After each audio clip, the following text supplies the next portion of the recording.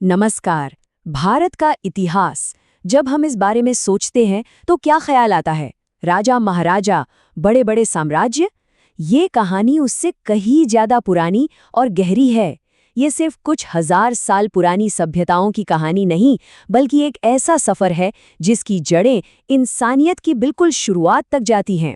चलिए, आज इस लाखों साल के विशाल इतिहास को एक नई नज़र से समझने की कोशिश करते हैं। तो सबसे पहला और बड़ा सवाल यही है कि भारत का इतिहास असल में कितना पुराना है। क्या ये उतना ही है जितना हमें अक्सर बताया जाता है, या फिर इसकी जड़ें कहीं कहीं बहुत ज़्यादा गहरी हैं?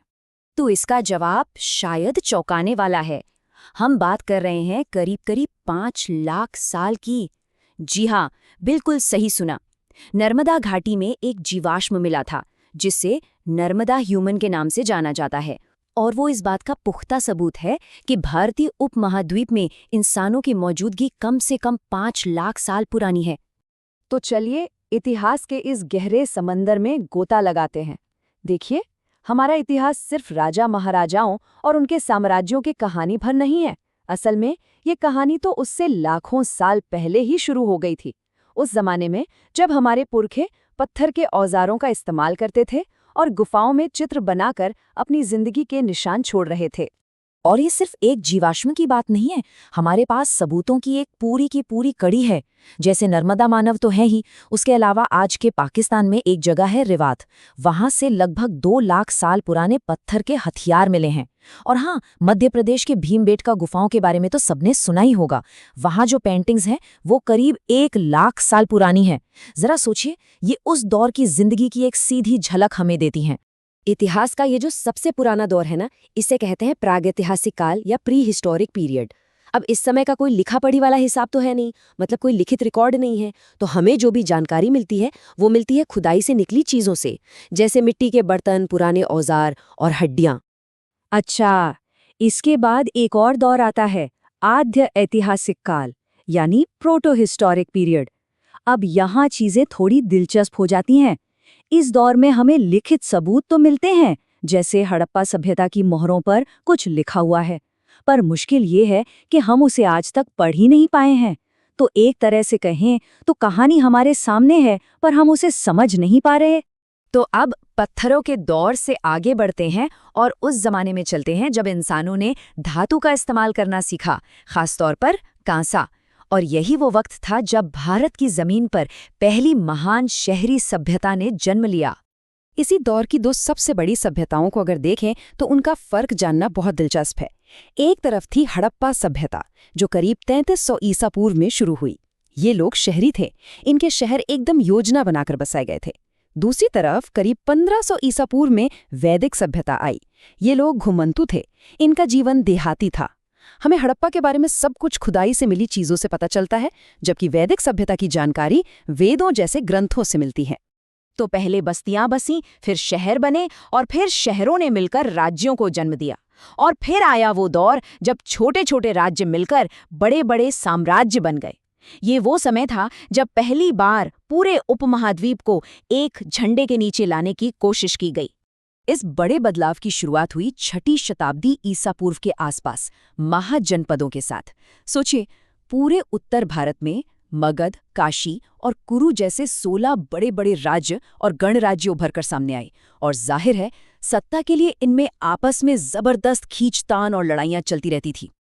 और इसी राजनीतिक उथल-पुथल के बीच से 322 ईसा पूर्व में एक विशाल साम्राज्य का उदय हुआ, मौर्य साम्राज्य।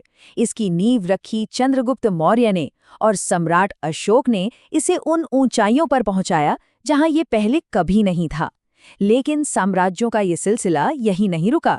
मौर्यों के पतन के बाद शुंग आए, फिर कुषाण आए, जिनके महान सम्राट कनिष्क बहुत मशहूर हुए।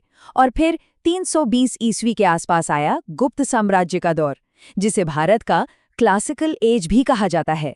अब हम भारत के इतिहास के एक नए मोड़ पर आते हैं, मध्यकाल में। ये एक ऐसा दौर था जब मध्य एशिया से लगातार नए लोग आए, नए हमले हुए, और इसके चलते एक बिल्कुल नई तरह की संस्कृति का संगम हुआ, जिसने आज के भारत की शक्ल तय की। तो हुआ ये कि सिंध पर कुछ शुरुआती अरब हमले तो हुए थे, लेकिन असली बड़ा बदलाव तब आया जब मध्य एशिया से तुर्क आक्रमणकारियों में बड़े पैमाने पर हमले शुरू किए।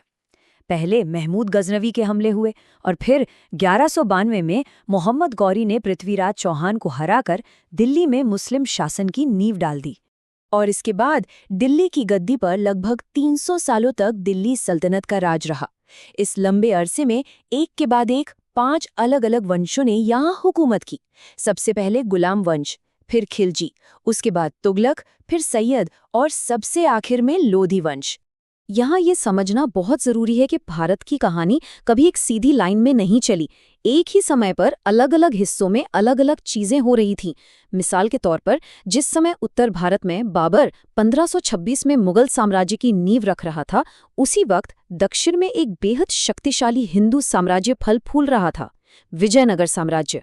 तो एक तरफ उत्तर में अकबर और औरंगजेब जैसे मुगल बादशाह थे, तो वहीं दक्षिण में कृष्णदेव राय जैसे महान राजा। और ऐसा भी नहीं था कि मुगलों को कोई चुनौती नहीं दे रहा था, राजपूत और मराठा जैसी ताकतें लगातार उन्हें टक्कर दे रही थीं। और फिर मुगल साम्राज्य का सूरज भी ढलने लगा, और जब ये बड़ी ताकत कमजोर पड़ी तो भारत में यूरोपीय शक्तियों ने दस्तक दी।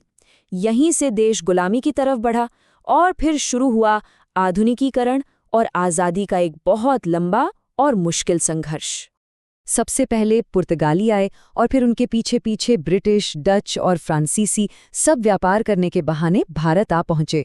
शुरुआत में तो ये सब व्यापारी ही थे, लेकिन जैसे जैसे उन्होंने देखा कि मुगल साम्राज्य कमज़ोर हो रहा है, इन कंपनियों ने यहाँ की राजनीति में दखल देना शुरू कर दिया।